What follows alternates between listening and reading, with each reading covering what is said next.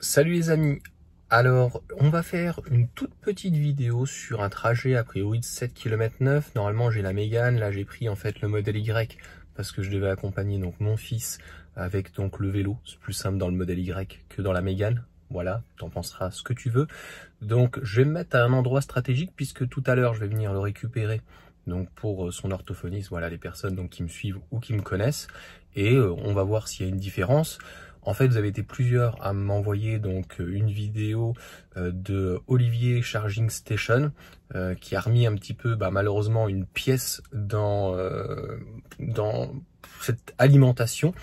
Il y a pour le coup Tesla Geek, je crois il y a une quinzaine de jours, l'excellent Tesla Geek. Non mais il nous a fait encore une fois une vidéo excellente sur les kilométrages. Tesla est attaqué de toute façon de toutes parts, que vous imaginez bien que si franchement les kilométrages étaient truqués, donc lui sur 30 km il a réussi à avoir 800 mètres.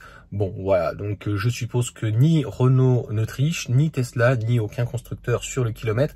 Le justificatif serait que c'est pour aller plus vite en fait, sortir de la garantie. Je crois que on a atteint en 2025 vraiment le vide intersidéral. Donc on va se positionner à l'endroit, on va arriver à la maison et on va partir à peut-être 3 mètres près.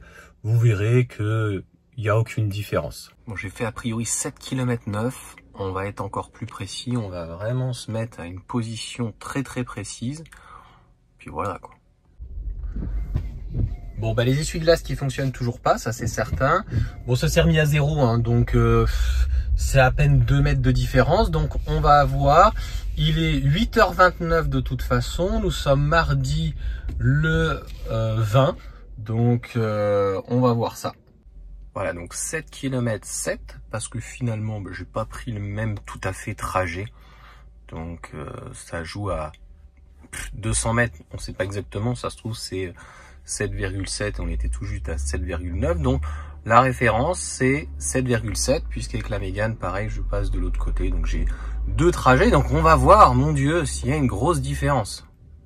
Et puis voilà, il est 8h50, on a mis 20 minutes, là il y avait les éboueurs et tout, je pense pas que ça change, tu vois, de s'arrêter, repartir, etc. Bon, je suis arrivé, on a l'air d'avoir 200 mètres quand même d'écart, hein.